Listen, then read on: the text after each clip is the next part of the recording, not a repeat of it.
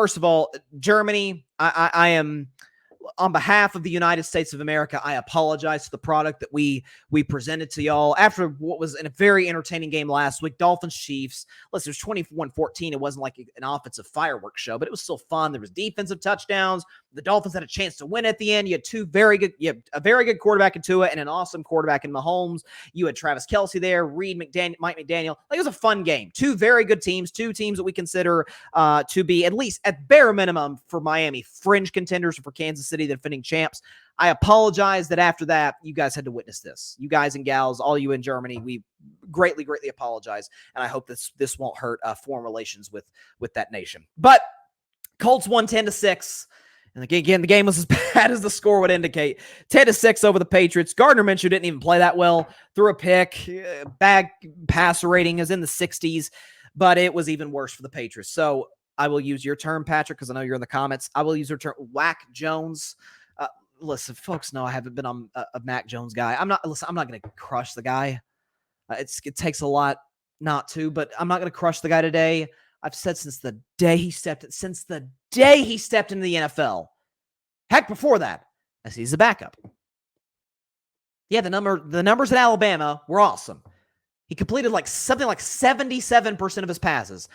Yeah, helps when you have Devontae Smith who won. Think about this. Mac Jones put up the numbers he put up. Alabama didn't lose a game, won the national championship, and the receiver, the guy who plays the dependent position, Devontae Smith, was who won the Heisman, not Mac Jones. Told you all you need to know. Devontae Smith there helps. Helps when you have, again, obviously terrible stuff has happened off the field regarding this player, but Henry Ruggs, doesn't hurt to have him in the lineup. You had Najee Harris, kind of helps.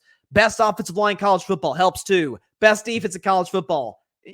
Best coach in, history of college football, Mr. Nicholas Saban. That helps as well. There was nothing I saw on tape for Mac Jones. I said that coming into the draft. He's immobile. He has a noodle arm. Listen, I always said about Mac, he was accurate. Now I can't even say that about him anymore. And now I didn't know this was the problem in Alabama. God, the kid's leadership is horrendous.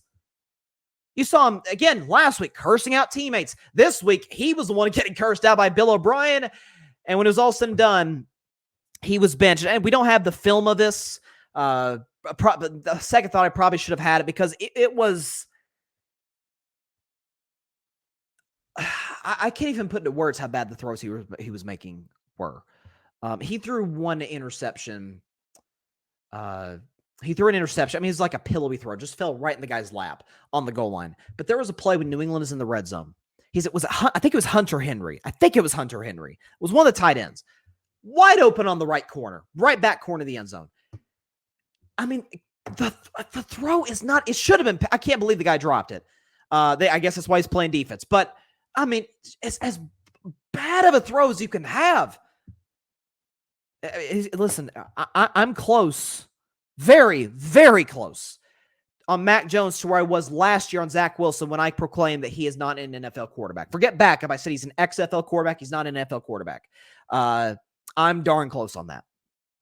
And by the way, it's not like Bailey Zappe's much better. And people are like, oh, you were the Bailey Zappe guy preseason. No, I said Mac and Zappe. I said there's not a gap. There's not. We got him the Patriots. Oh, you had Matt Patricia as the offensive coordinator. How is Mac Jones going to succeed? Okay, let's bring in Bill O'Brien. He's an actual NFL OC. He's been a head coach in the NFL. He's gotten some pretty bad quarterbacks by NFL starting standards. Brock Osweiler. One year he had Brian Hoyer. Got those guys to the playoffs. And, it helps to have that guy in. And the Patriots are horrendous offensively. By the way, let's just check Mac just for the fun of it. Not really the fun of it, but Mac Jones' stat line. 15-20, 170 yards, an interception that should have been 2, and a QBR 0-100 of 25. And Bill Belichick is not an innocent dove in all of this. It's time. I said this after they got throttled by Dallas 38-3 back in week 4, and I maintain it today. It's time to move on from Belichick. It is. 81-95 without Tom Brady in his career. He made the playoffs one time pre-Brady, one time in Cleveland.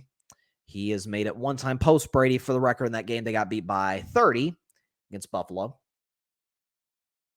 What more? I've compared Belichick and Reed for years. I remember doing this when the Chiefs and Bucks played in the Super Bowl. I think I remember doing this.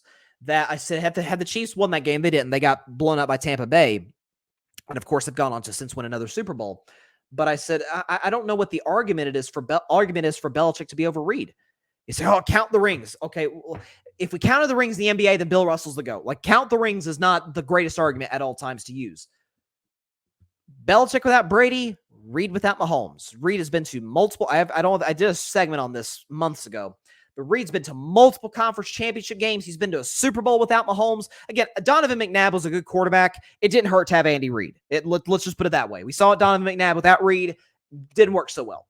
But, and then Belichick without Brady. I mean, some bunch of losing seasons in Cleveland, bunch of losing seasons in New England. This is who he is. Was it? I forget who it was. There was a Patriot years ago after Tom left. I'm forgetting who. Was it Asante Samuel? I don't know if it was Asante Samuel or somebody else that said Belichick is just another coach without Brady. And I agreed with him then. I certainly agree with him now. He's just another coach.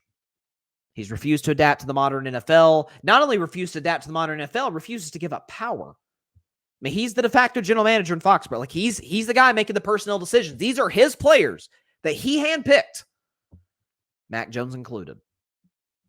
So, you know, Patrick mentioned the comments. Bob Kraft just with a blank stare up in the booth, like, man, what's going on? Well, what's going on is you have a terrible quarterback and you have a below-average head coach. I mean, you do. There's about 20 coaches, honest to God, that I would take over Mac Jones. 20 coaches. I'd take way more than 20 quarterbacks over Mac Jones. I'd take 40 quarterbacks before I'd take Mac Jones, maybe more. I'd take 15 to 20 coaches before I'd take Belichick. I really would. I had the Patriots at 6-11 this season, and that seems quite generous. By the way, New England, for the record, the Patriots were third in their division last year. So they have a last place schedule. They have a third place schedule. It's brutal the rest of the way. For a third place schedule, it's brutal. So they have this game's going to be awful. 2 weeks from now, it's Patriots-Giants. We're going to have Mac Jones or Bailey Zappi versus Tommy DeVito. Whew, you bet whoever loses, congratulations, because you're one step closer to Caleb Williams than the other. This game may end up in a tie for it's all said and done. Then they have the Chargers, who are poorly coached, but Justin Herbert, Mac Jones, I'll let you take your pick there. Then they got Pittsburgh on a short week. That's not gonna be a win for the Patriots. Then they have Kansas City after that. That's also a loss. At Denver, that's a loss as well. At the Bills, I get they beat Buffalo.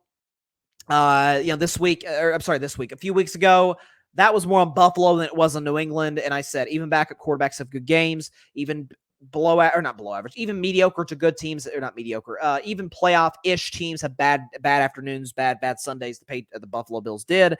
And then they finished with the Jets, and who knows where those teams will be at by then. I expect that, honestly, to be Belichick's final game as a Patriots coach. It's just, I've seen a lot of people say, is it rock bottom for the Patriots?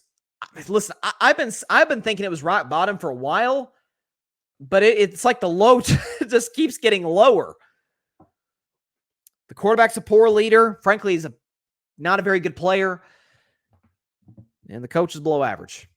He's below average. Yeah. Patrick's just going on in the comments about Whack Jones. That's a great nickname, Patrick. I'm gonna have to give it to you there. He came up with that a few weeks ago. That's pretty good. Oh, that's a long way of saying, Germany, we apologize. Thanks so much for watching the show on YouTube, and be sure to go click that big red subscribe button and check out the other clips and full shows from Carving It Up Live, as well as our other incredible content creators here on the Grid Network.